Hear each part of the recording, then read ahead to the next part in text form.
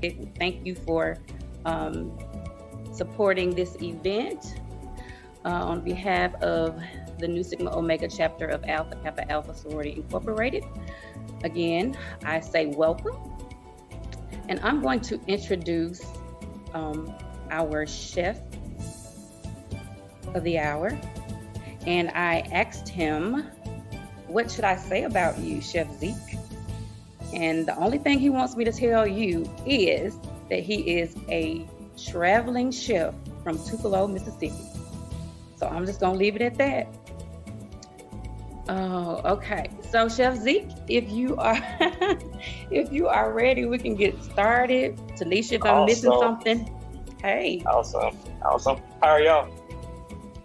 Doing great. Great. Okay, so I am Chef Zeke. Y'all probably had to excuse some extra background noise. I am in an industrial kitchen that I'm cooking like 100 other items. But let's get started. So the first thing I am gonna start with is the pineapple salsa. Simple.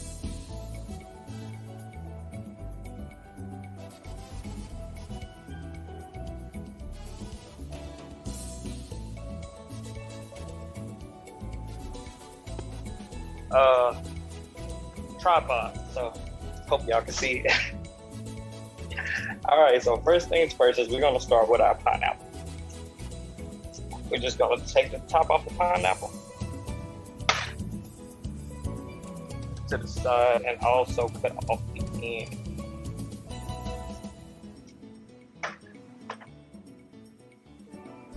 From there, you just take it off the sides. And it does not have to be perfect, but you just want to get most of that skin off.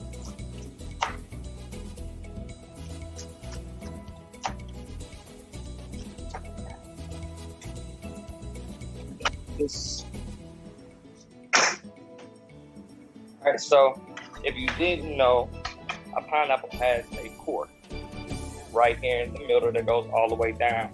So you just want to slice around that core. And when you're slicing your pineapple, you can kind of feel the core exactly where it's sitting at. And you will know where to do your knife slices.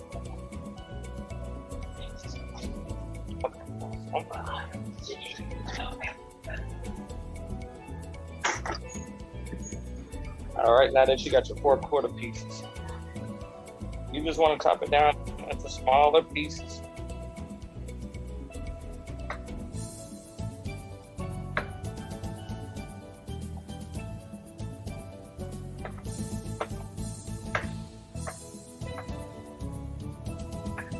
All right, from here,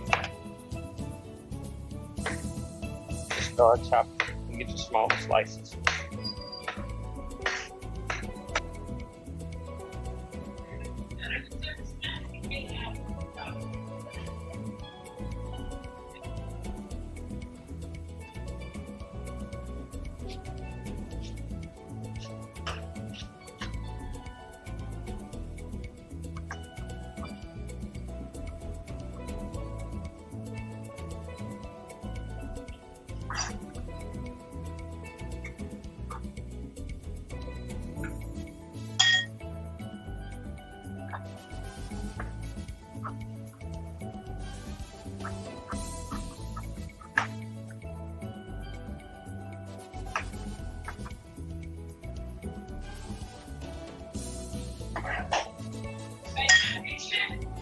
I got you. I got you. So now, all right. So next, I'm gonna start with my purple onion. So you want to leave this back here. You want to leave that on. That makes your slices easier to cut. You're gonna take off the top.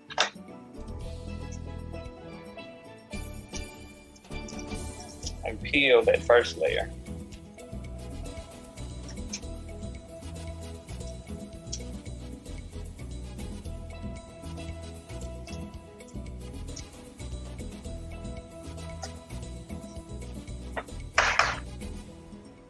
So you can cut this two different ways. You can cut it circular, or you can cut it going horizontal. I'm gonna do it like this because you get an easier dice.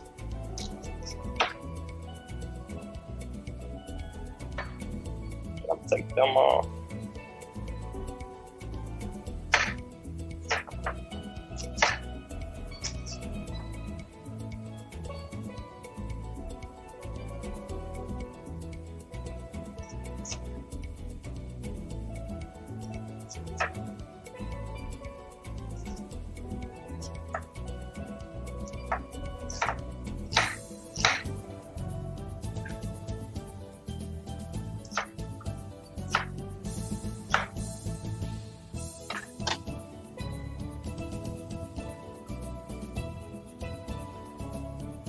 And then from here,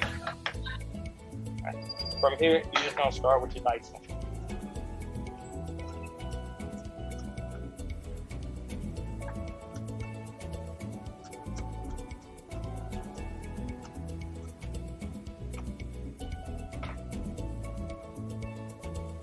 Now you can dice this how you want it. I like smaller pieces. I like a little few bigger because I'm an onion fanatic. Between onion and garlic, those are like my two favorite things.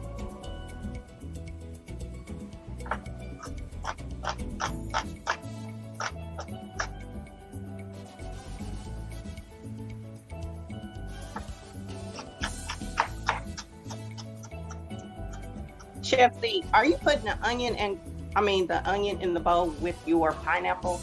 Yes. Okay. So everything that we chop will go into the bowl with the pineapple.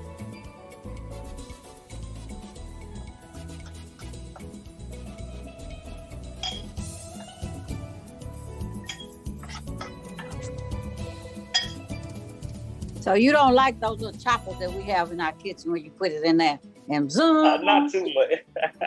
Not too much. Okay. All right.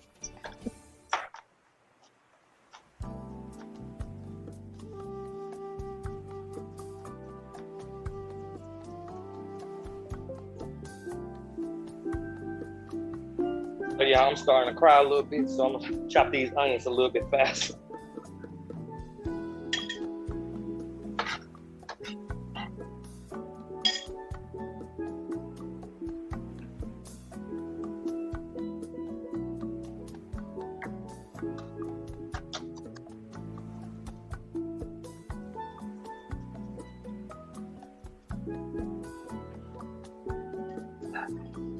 I'm good. How about yourself? No, you are fine.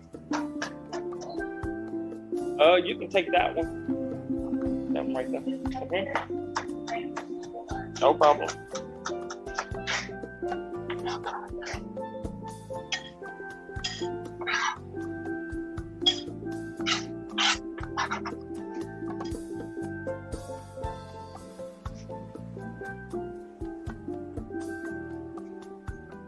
Alrighty. So now we have our onion chopped. And from the onion, I'm gonna go to the bell pepper.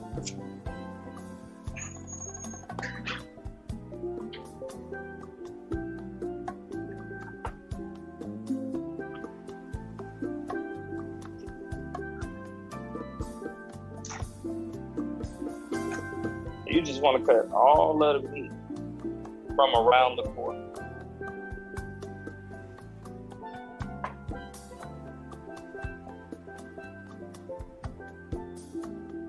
Y'all can just let me know if I'm going too fast for y'all.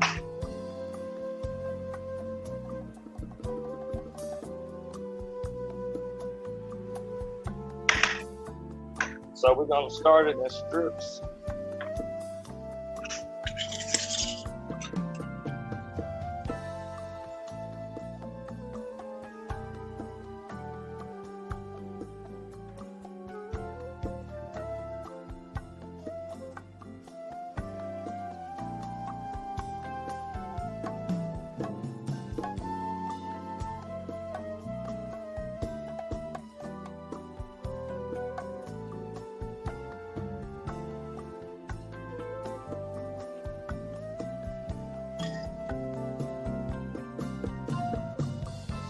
gonna switch to night.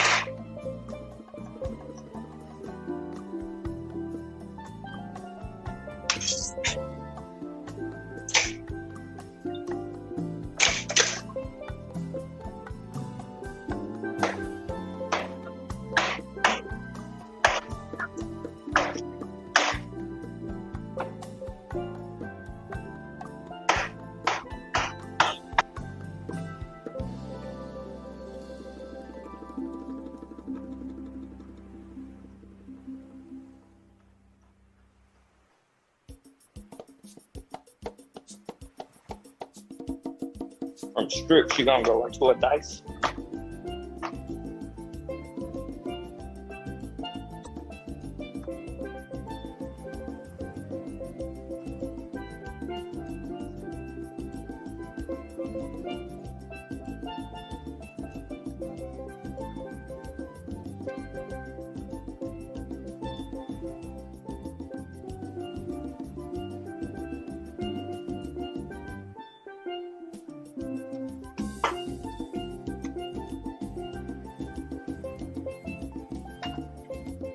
And into the bowl with pineapple and honey.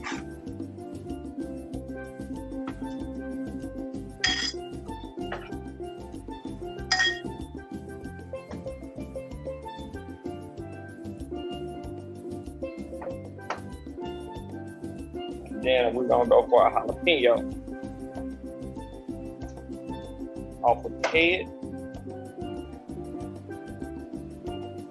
And we're gonna split it right down the middle.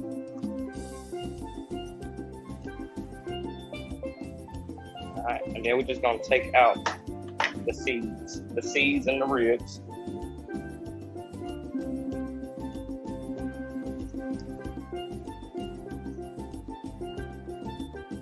Take from the other side.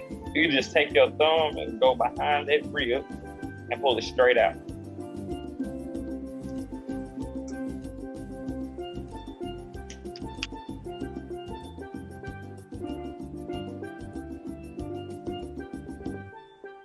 Just kind of flatten it down some.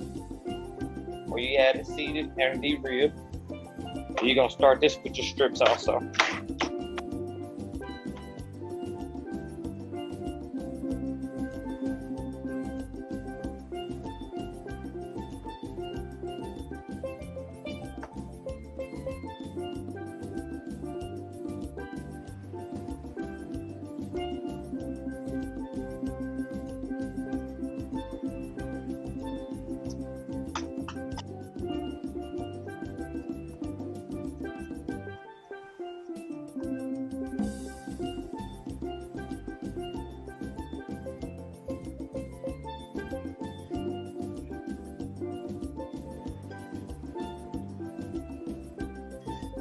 Fresh jalapenos pack a whole lot of flavor. And they're the spiciest actually when they're fresh. So anytime you get a fresh pepper, they're always the spiciest. Even though the pickled ones be spicy, but it's something about a fresh jalapeno. Now, I have a whole bushel of cilantro. I'm only gonna use half of this. So yeah. Okay, see right here, they hang on these. They hang on these part, 15 each one.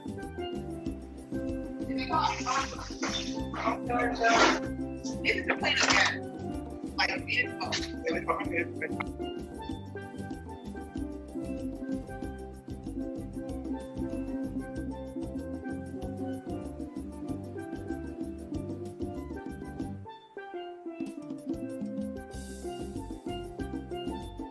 I'm come back to you. Don't spare.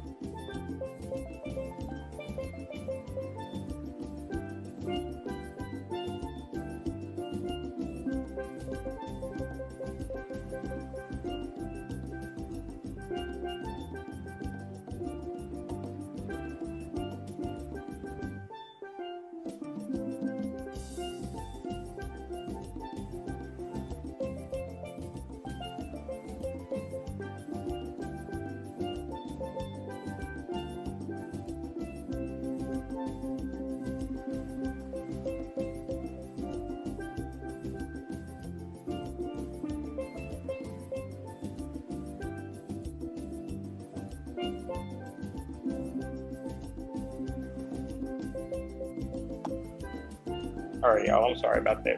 So I have a half a bushel of cilantro right here. With your cilantro, you're just gonna bunch it up together. Cilantro packs a lot of flavor, but it's one of the main components in a salsa. So you just want to go along the leaves and get most of the leaves off and leave the stems. This is what we'll throw away. For my first chop, I'm gonna go back over and get a finer chop.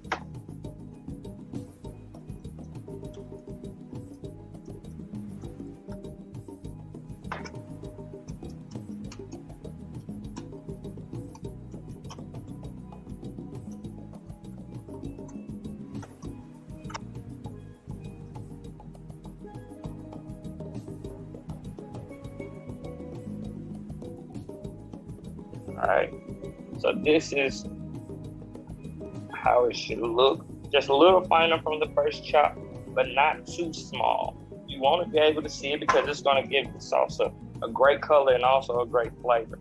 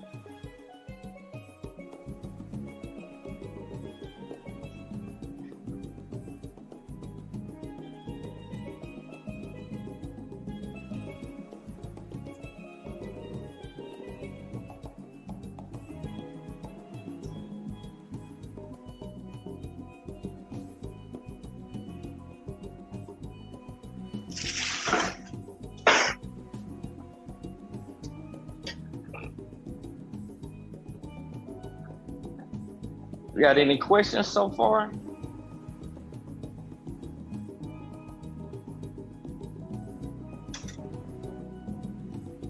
All right.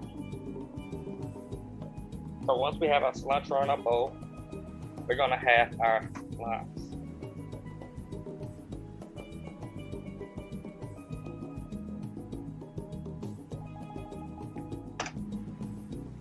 Once you have your limes, you're gonna squeeze all 4 halves into the salsa. And try to get as much as the juice out as you can.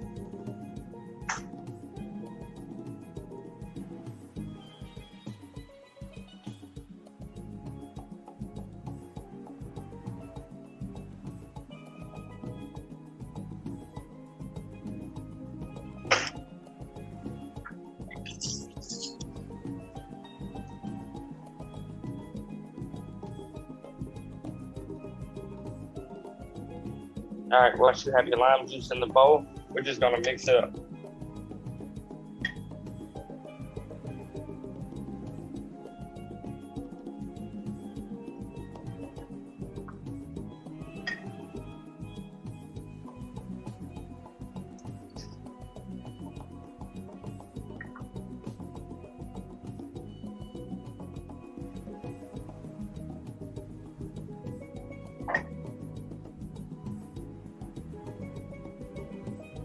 Just want to mix every ingredient in there.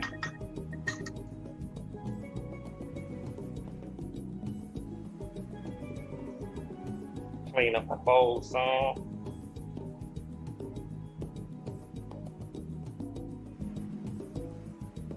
right, and once you're done, this is how your salsa should look.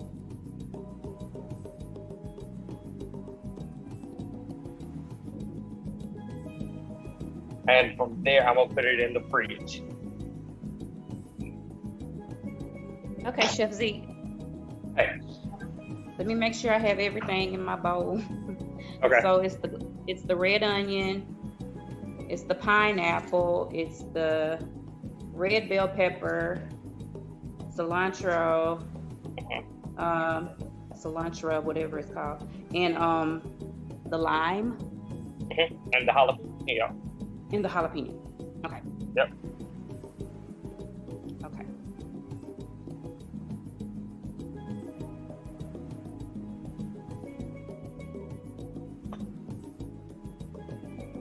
All right. So from there, we're going to get started on our rice. The rice is going to take the longest time, so we need to get that on. And we're going to put the fish on the last 10 minutes. The last 10 minutes of the rice is cooking. The rice is going to cook for a total of 20 minutes. So we're going to go and get everything added up. And one thing about this rice, it's a one pot rice. So you'll prepare everything in the same pot. Alrighty, so we're going to get started with our vegetables on the rice. I grabbed the wrong vegetable. All right, for your celery, it calls for a 1/4 cup of celery, which will be about 2 sticks.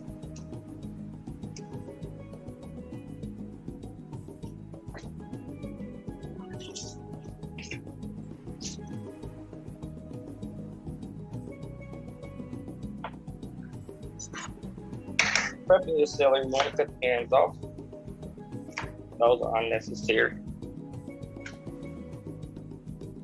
And we're going to take the celery and we're going to split it right down the middle.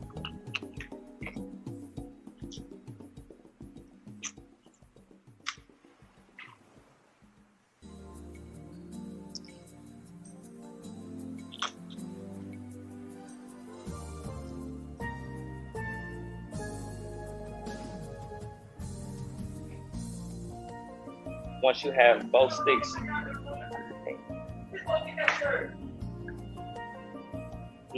both sticks, chopped in half, we're gonna start just chopping the ends. Get them as thin as possible. Because everybody knows celery holds a lot of flavor.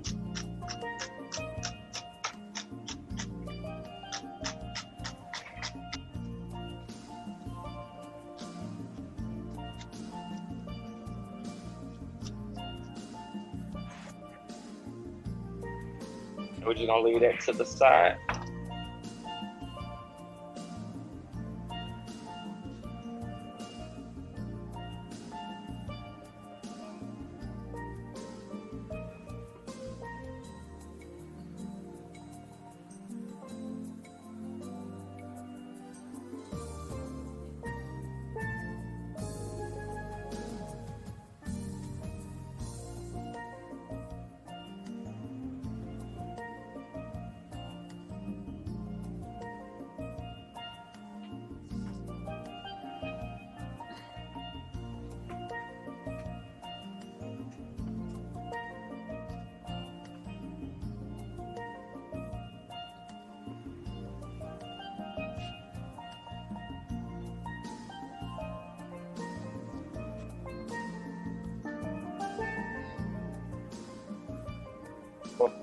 Now that we have our celery chopped, we're going to start with the onion. Once again, you want to keep the eye of the onion.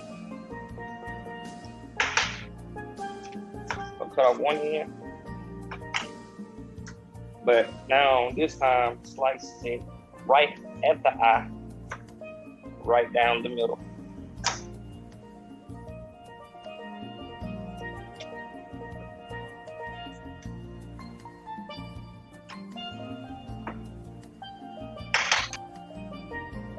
I'm gonna slice it again, but I'm not gonna cut it all the way through the eye this time. And once I slice it down the middle,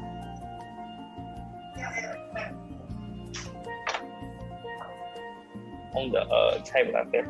All right, once I cut it down the middle, I'm gonna slice it down the middle this way. Once again, you don't wanna go all the way to the eye because you want the eye to stay intact.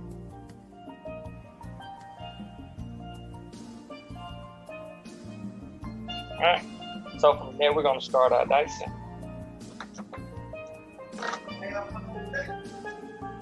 It's on the long table. at the front. No, where the shapers are. Where the shapers are. Where.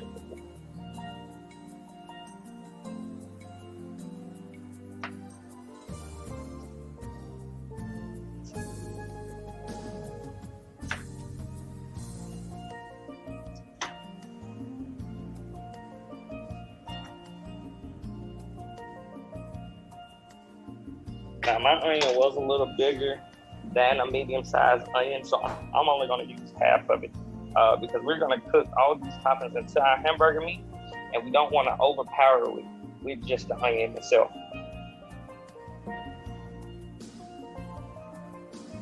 And then now we'll go to our bell pepper. Once again, just cutting off the meat from it, leaving the core.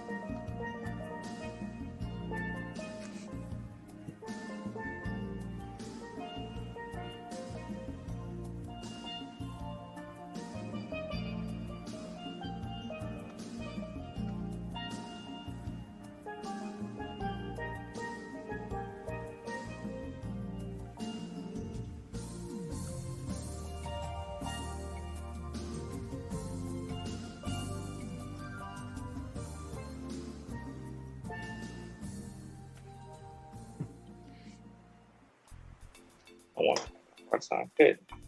Use one knife.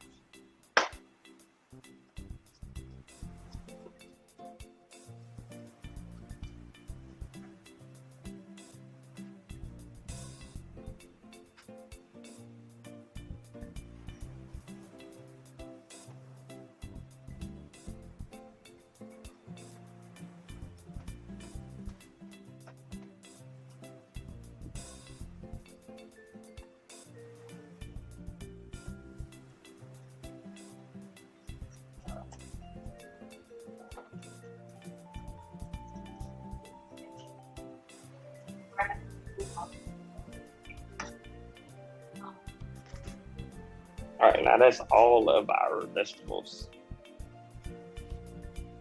Alrighty, so now that we have the vegetables chopped, that calls for 1 pound of lean ground beef.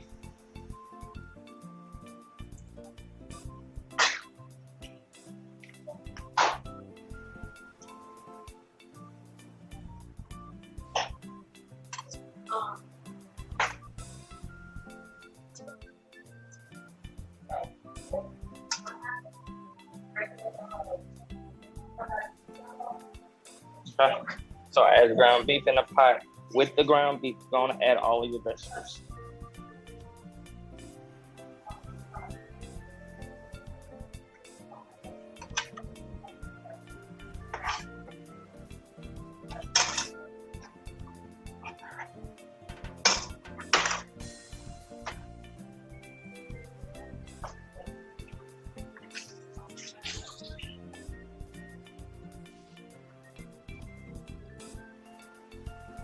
And now that we have everything in the pot,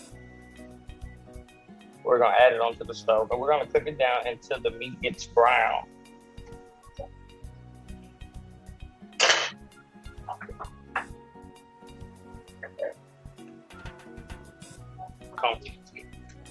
So from here, now that we have it on the stove, just start incorporating everything together.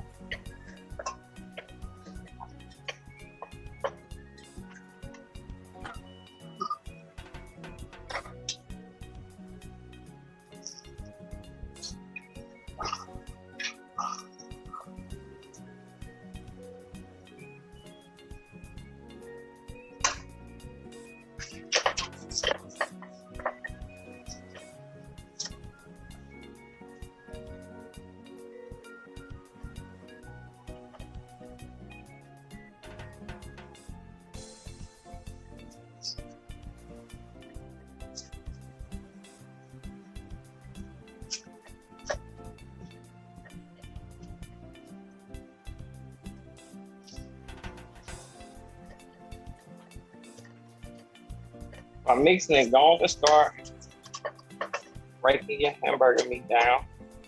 And the good thing about lean hamburger meat, it doesn't create a lot of oil. But the little bit that it does create, it'll be just right for our rice. And to also help those vegetables break down some.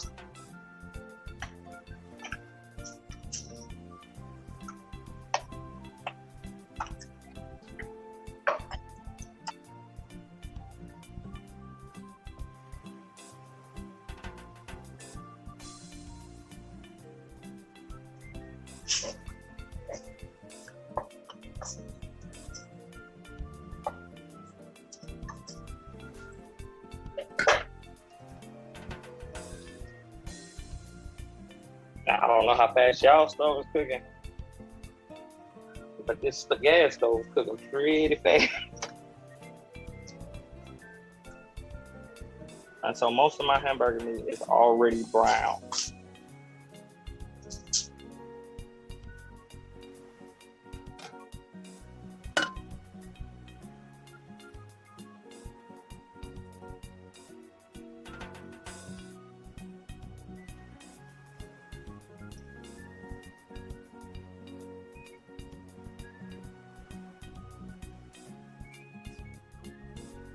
And since mine is already somewhat brown, I'm gonna add my 2 tablespoons of garlic and also my Cajun seasoning.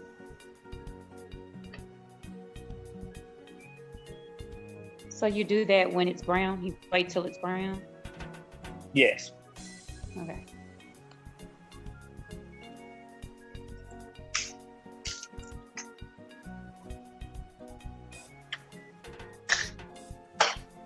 Once you incorporate those, you want to go on and add your 3.5 cups of beef broth.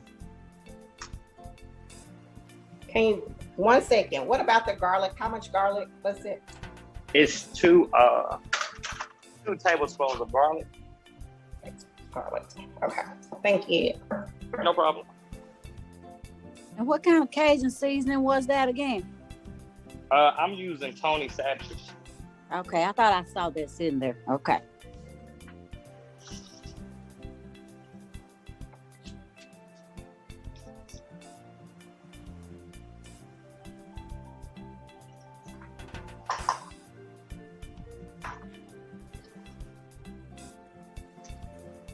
And I'll let everyone catch up.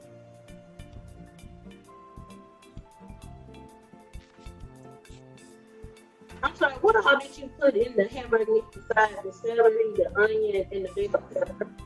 I added the garlic, and I also added the Cajun seasoning.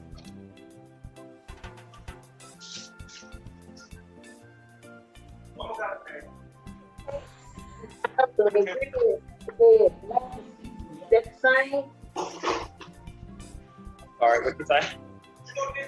You said Cajun seasoning. Yes, I use the Cajun seasoning, not the blackened. Yeah, that's fine. That's fine.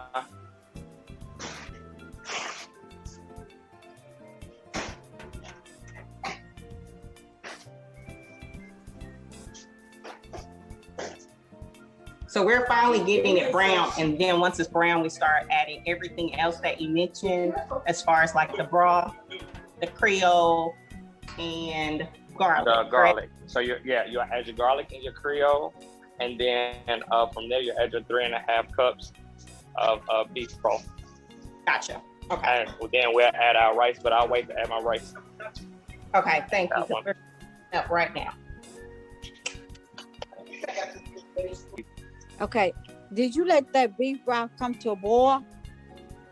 Not yet, because we're gonna add the rice into it. So let it come to a boil, and then we're gonna reduce it down to let it simmer. Oh, okay. So yeah, once everybody's ready, I'm gonna add the rice at the same time y'all do, so mine doesn't get done before y'all.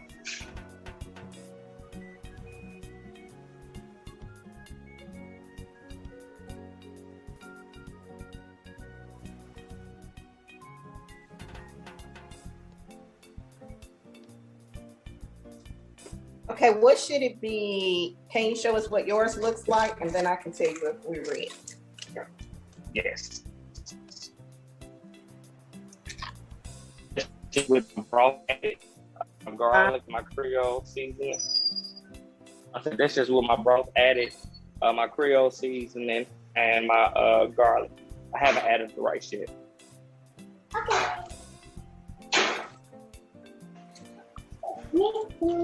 So if y'all are ready, we can add the rice. Okay. You got the final spoon. Okay. All right. I'm gonna bring mine back to the heat. Alrighty. So now we're gonna add our 1.5 cup of white rice.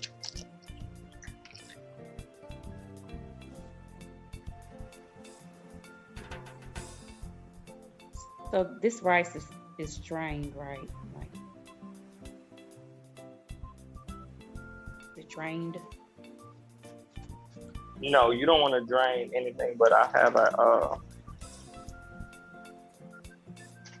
just have a plain white rice. Mm-hmm. You're gonna add this straight into your pot. Oh, okay.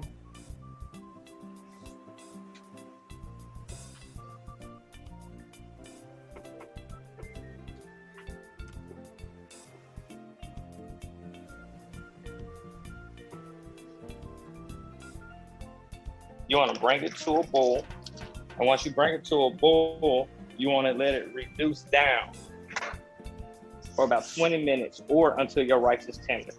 So it can be anywhere from 15 to 20, but we'll try and about 15 just to see where it's at.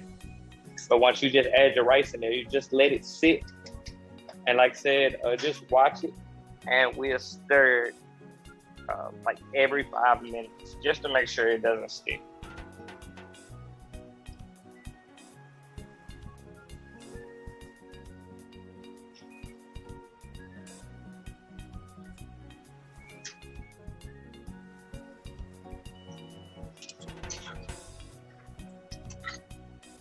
In a few seconds, we'll get started on our fish.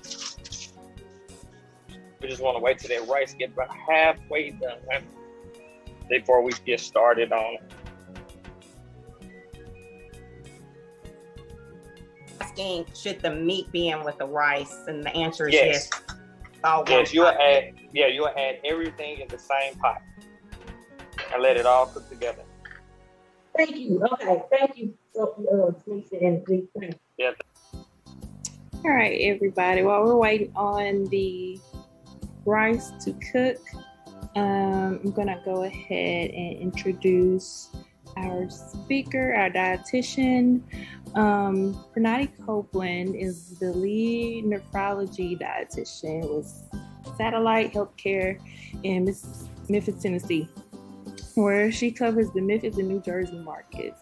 She holds an MBA from Belhaven University, a Bachelor's of Science degree in Nutrition and Dietetics from University of Mississippi, and is a board certified specialist in retinal nutrition. She is a member of Brown Missionary Baptist Church in South Haven, Mississippi, and a member of Alpha Zeta Omega chapter of Alpha Kappa Alpha Sorority Incorporated in South Haven, Mississippi. She is the proud mother of one adult son. Throughout her 15 years of experience, she has worked in the areas of long-term care, hospice, home health, assisted living, post-acute rehabilitation, and currently nephrology. She is passionate about dietetics and has a vast knowledge of medical nutrition therapy. She believes that true health starts with proper nutrition. So I am pleased to introduce you to Ms. Pranati Copeland. Hello, everyone. First, I would like to say thank you for allowing me to speak with you today. Can you guys hear me? Can you hear me? Yeah, can hear you. Okay. I just want to say thank you for allowing me to speak to you today and give me an opportunity to dream of being in the Caribbean, if only for a few moments. You see the background. I try to come in with the theme, got my Caribbean clothes on. So we're going to be in the Caribbean for just a few more moments for today. Nu Sigma Omega has been near and dear to my heart, as my cousins who introduced me to Alpha Kappa Alpha are members of this chapter and involved me in some of the programs when I was a child. So for that, I am thankful. Nutrition is one of the most important factors in having a healthy and long life. And I greatly appreciate this opportunity to share with you a few tips on your journey. By now, I'm sure we're all aware of the alarming health disparities between Black and Brown people when compared to other ethnicities. These disparities are related to chronic diseases that are prevalent within our community. These diseases such as heart disease, hypertension, diabetes, obesity, and kidney disease are major contributing factors to the death rate for African Americans. According to the Mississippi Department of Health's website, Mississippi ranks last or close to last in almost every leading health outcome. 82% of Mississippians report taking medication for high blood pressure. 70% of Mississippians are reported as being overweight. And during my 15 years of practice, I have come to realize that a vast majority of African Americans are present focused, meaning if it does not affect them right now, they do not care. Well, it is my hope is that these tips will help you become more future focused so that you can effectively decrease the prevalence of the disease within our communities. So, tip 1, get your mind right. May is Mental Health Awareness Month, and success starts in your mind. Pray, meditate, focus, concentrate, make a list, do whatever it is that you need to do to help you get your mind fixated on a change. Psychological health aids success. Stress and anxiety can lead to overconsumption, and a healthy mind can lead to a healthy body. Number 2, get enough sleep. Food is related to sleep by appetite and metabolism. Research by the National Sleep Foundation shows that people who do not get enough sleep are more likely to have bigger appetites due to not sleeping more and have the fact that their leptin levels, leptin is an appetite regulating hormone, it falls, and that promotes an appetite increase. The link between appetite and sleep provides further evidence that sleep and obesity are also linked. To top it off, the psychological manifestations of fatigue, sleep, and hunger are all similar. Thus, when you are feeling sleepy, you might feel the need to head to the refrigerator instead of bed. So how many of us are late night snackers? I am sometimes. Well, ask yourself, are you getting enough sleep when you want to get up and go to the refrigerator? 3, balance is the key. I know some of you have been trainers who have told you to forgo certain food groups altogether. A dietitian will never tell you to do this unless it's related to a particular disease process that you may be diagnosed with. You may lose the pounds, but did you consider the potential harm you are putting your body in for the future? Eat from all food groups and make sure over half of your plate is fruits and vegetables. Eat different foods from each food group. A lot of people are meal prepping nowadays. It's not a bad idea if it works for you, but I like the idea of meal planning, which means knowing what you're going to eat over prepping. This allows for more variety. If you are like me, I can't consistently eat the same thing 2 or 3 times a week. Or 2 times in a row is about it for me. So meal planning helps me over meal prepping. Moderation, eat fewer and smaller portions of food. If you are still hungry after a meal, grab another serving of fruit or vegetable and not a meat or a bread. If you struggle with this, eat from a saucer instead of a dinner plate. Dinner plate's about this big, saucer. 4, control your fat. Since fat does have more calories than other nutrients, I wanted to provide a little more information on fat. There are 2 types of fat. You have saturated fat and unsaturated fat. Saturated fat is usually solid at room temperature. That's your lard and your butter, all the things our grandmothers used to cook with when we were little. food sources, it comes from animal sources. This type of fat most strongly linked to high cholesterol and increased risk of heart disease. Unsaturated fats, which are fats that are liquid at room temperature, they are broken down into what's called a polyunsaturated fat and a monounsaturated fat. A polyunsaturated fat comes from vegetables and fish oils. Monounsaturated fat also comes from vegetables like olive oil, canola oil, nuts, and seeds. And they play a major role in decreasing the risk of heart disease. So try to stick more to your unsaturated fat. Let me repeat those: olive oil, canola oil, nuts, and seeds. A little side note about trans fats. This type of fat occurs naturally in some foods like dairy products and meat, and in small amounts. But most trans fats are made from oils through the food processing method called partial hydrogenation. This type of fat is found in a lot of processed foods. Trans fats are easy to use, inexpensive to produce, and last a long time. They give your food that desirable taste and texture. Many restaurants and fast food outlets use trans fats to defat foods. So it's healthy to say, well, let's say it's safe to say, if it tastes good, you want to spit it out because it's probably full of trans fat. And eating trans fat increases your risk for developing heart disease and stroke. It is also associated with higher risk for developing type 2 diabetes. Your dietary fat recommendations. Listen closely. Less than 30% of your calories a day in your diet should come from fat. That's assuming a 2,000 calorie diet a day. That means about 600 of your fat calories should come from the 2,000. Less than 1/3 of your dietary fat should be saturated. Where did I say that came from? Animal sources. Ways to decrease your fat. Minimize fast food. We live in an age of convenience and we're always on the go. So it's nothing to just stop by.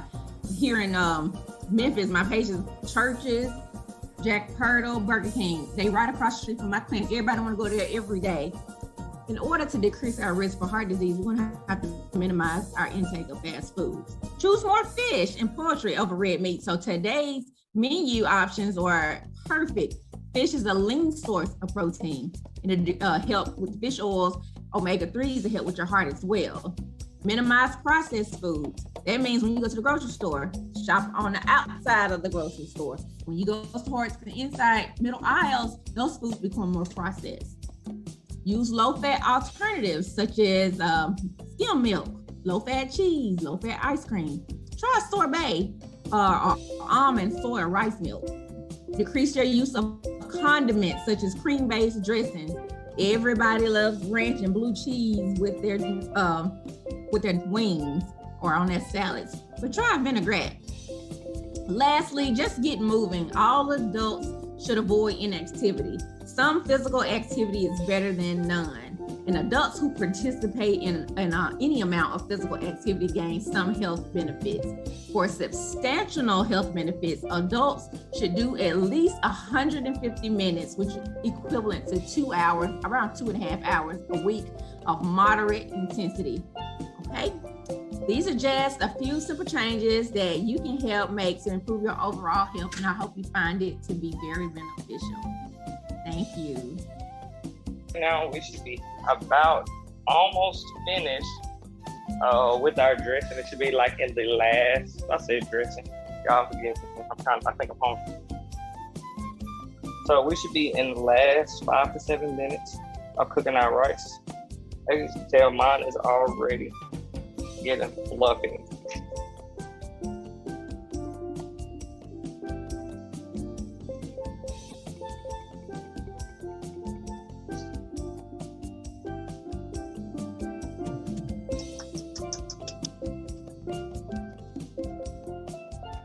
Grab a spoon and try it out really fast. Hold on. So my rice is finished, so I'm gonna go and take mine off the heat. Now we're still waiting on y'all rice. We still can start on the fish, but we still wanna keep an eye on our rice in the last couple of minutes. All right, so this is the rice completed.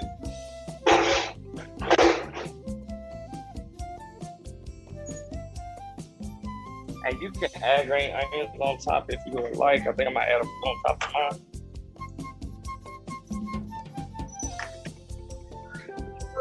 What's up?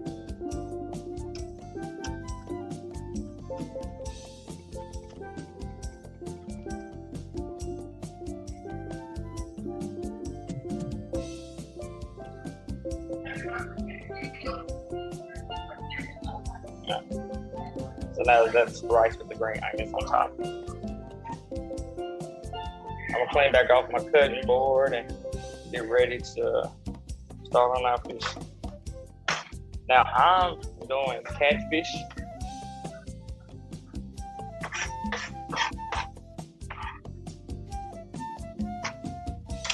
Hold on 1 second. Wipe it down just a little bit.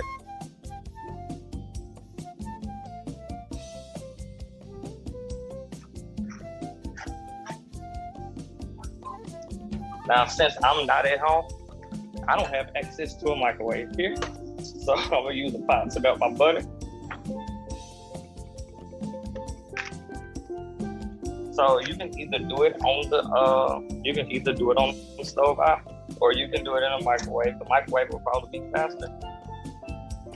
But into my pot, I'm gonna add my 2 sticks of butter.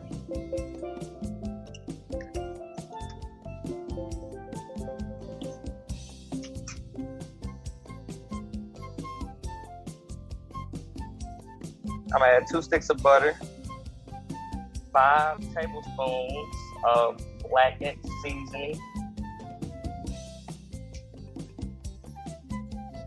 I like to use Adaran's blackened. It's my favorite blackened seasoning on the market.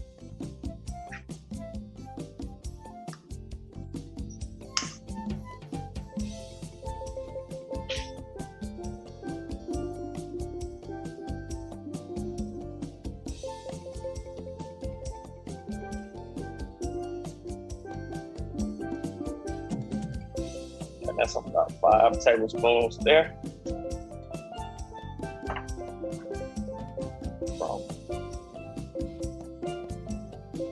After you add the blackened, you're gonna do 1 tablespoon. You're gonna do 1 tablespoon of the smoked paprika.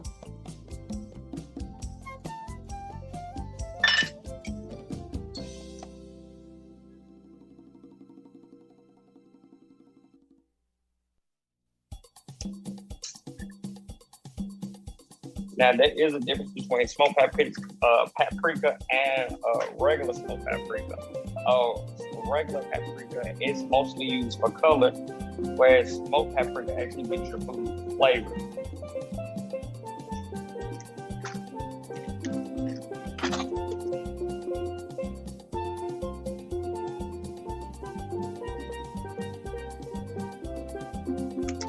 To add that, I'm gonna add about 1 tablespoon of brown sugar. That's just gonna kill some of the spice. Chef Zeke, with the paprika, you said we do use smoked paprika, correct? Yes, smoked paprika. And you said how much? I'm sorry. You're gonna use a tablespoon of the smoked paprika. We're putting all of this in our butter? Yes, all of it in your butter. It's all gonna be melted together. Okay.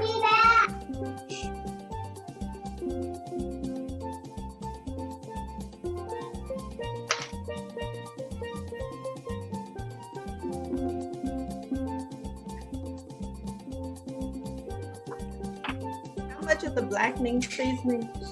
It's 5 tablespoons.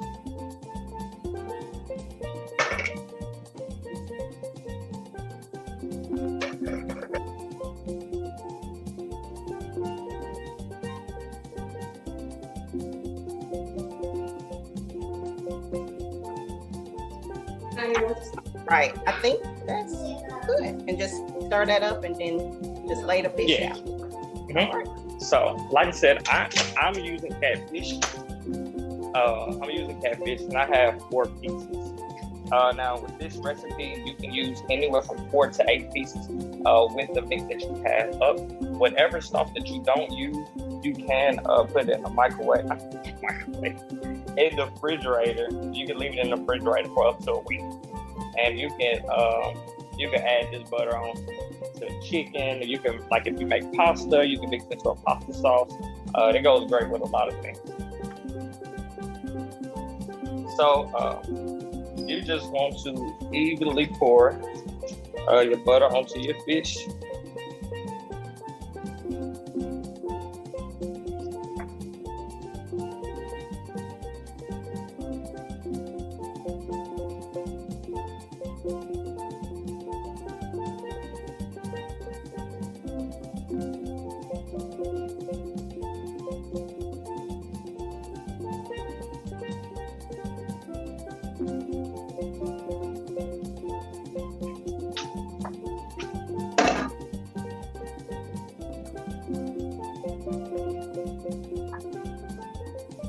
Hold it down some.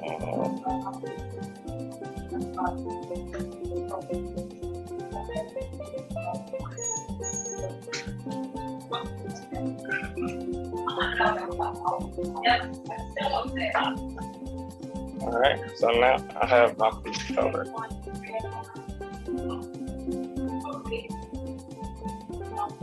right, so once we get to this stage, it's gonna go into the oven. It's gonna go into the oven on 350 for 10 minutes.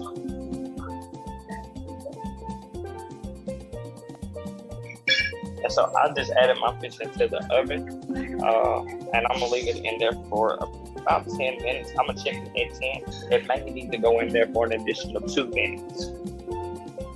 So, we're gonna play a game called What's in Your Kitchen? So, what I'm going to do, it has point values, okay? So, Brandy ready because she always wins.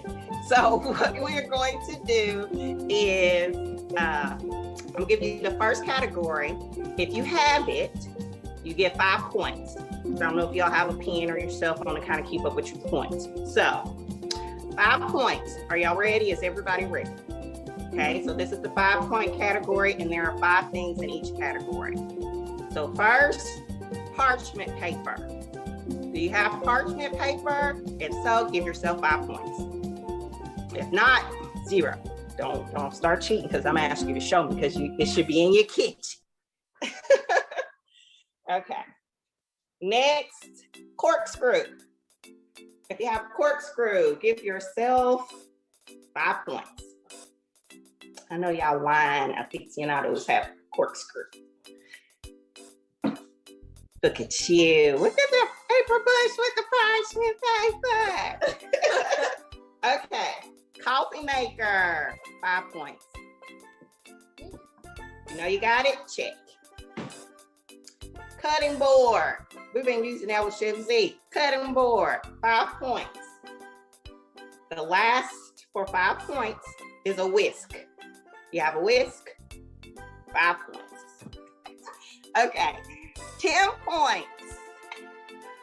Apron. I see a couple of you wearing aprons. Miss Crystal Williams, I see you. Apron. Roxy, I see that apron, girl. All right, egg slicer is 10 points. If you have a stand mixer, 10 points. Garlic press, 10 points. And the last for 10 points, old school, if you have a rolling pin. Brandy, whose kitchen y'all in?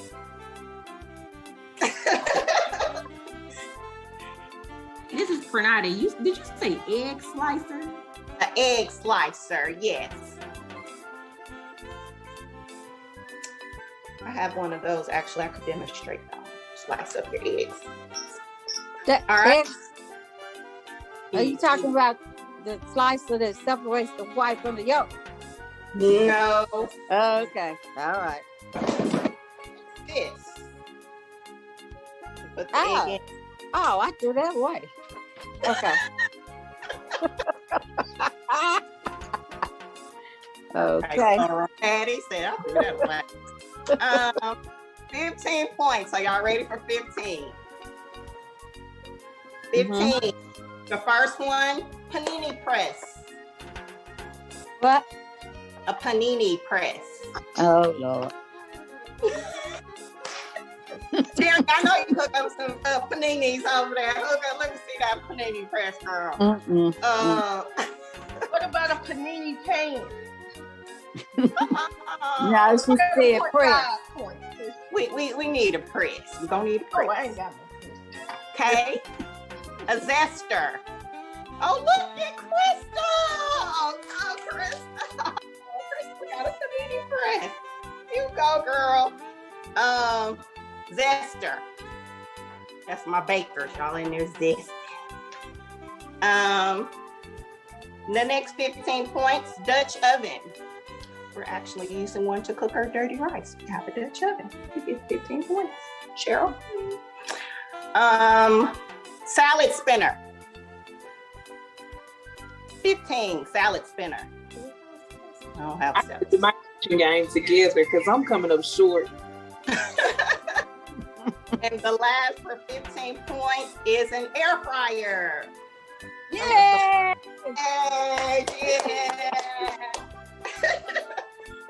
All right, 20, last category. This is it. Of course, it's gonna be a little harder. Candy thermometer. Any candy? Any bakers make? No. Okay. Don't get 20 points. Pizza stone. Any pizza makers? Pizza stone. Fondue set. Look at the pizza stone, Crystal. You know what? Showing out. She got a pizza stone. She got a panini press. That's what I'm talking about. I need to come over there and eat. Fondue set. Strawberry stem remover. Oh no. I actually have one of those. You stick that into top and you remove the stems from your strawberries. Well, you know, I'm not a 21st century cook, so I'm happy in it. Get 19th century, baby. And the last one is a mandolin slicer. Do I have that? I do have one of those actually. It's under there. Total points. Okay. Crystal, you look like you probably got most. Tell me how many you have and we'll go up or down from there. Crystal, you say you have 350? Okay, anybody have more than 350? Crystal is our winner. Crystal, Wow. I have your information. Can you just send me a message, a chat, and send me your information, please, and I'll get you a prize. Thank you. All right, that's just a little fun, something to see. Of course, I had to make it a little difficult, ladies. All right. Chef Zeke, how much more time do we have? So right now I'm looking at, I did turn mine back 2 minutes because I was scared that it wasn't gonna, I was scared that mine wasn't gonna be done in the last 5 minutes. So I still have right at like 4 minutes. So yeah, I still have right at 4 minutes. 4 more minutes. Okay. Yep. Well, that was our gang, ladies and gentlemen.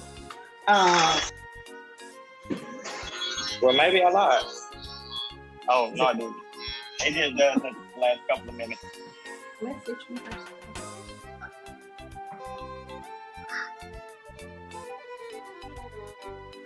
So yeah, like I said, it'll look, it'll still be white. It doesn't just get a complete brown on it, but it should be real, like. So right now, I'm gonna show y'all what mine looks like, and just tell you how I'm judging it.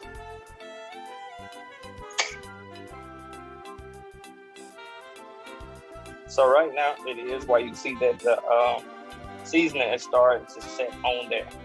Right now, I just wanted to go at least 4 or 5 more minutes. Not even that. I just want to keep a watch on. I just want it a little bit darker, but not too dark.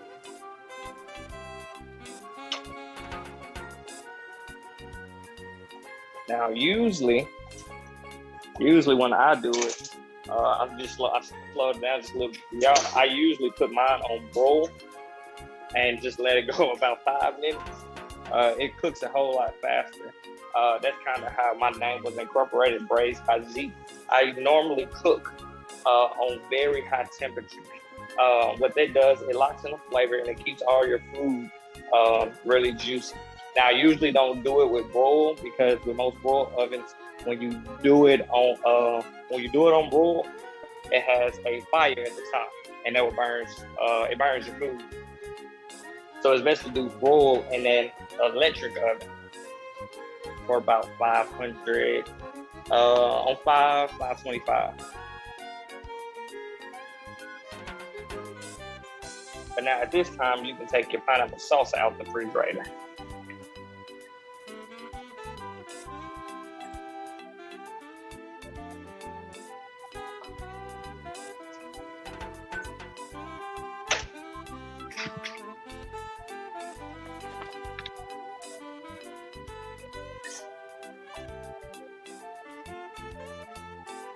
While waiting on the fish to finish, did anybody have any other questions for me? I do. So I try to eat plant-based. So Okay. I think for most of this, I know how I could do it. Like I would probably do a brown rice, and then instead of beef stock, if I did a vegetable stock, would that change the taste tremendously? No, it wouldn't change the taste. What you can do is you would just substitute it for your vegetable broth and just add a tablespoon more of the Cajun seasoning, and then a half tablespoon more of the garlic. And that'll give you a little bit more flavor. Because vegetable broth actually packs a lot of flavor. Just adding more seasoning to it, it just, it gives it more body. Okay. I think everything else, because I have crumbles instead of using actual, beef and all of that, ground beef or whatever. Okay. That was the only question, I think, because the salsa is totally everything. So thank you. No problem.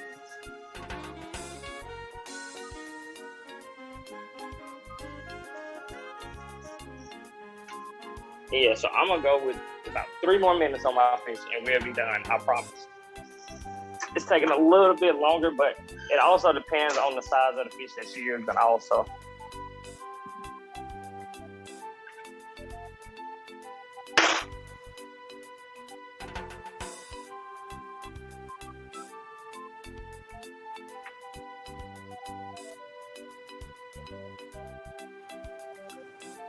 I have a question.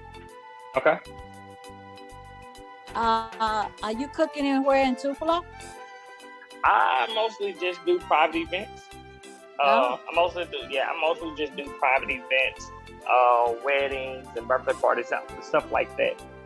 When I'm in Tupelo, I've been doing a lot of traveling lately. It just really depends on my schedule. Now,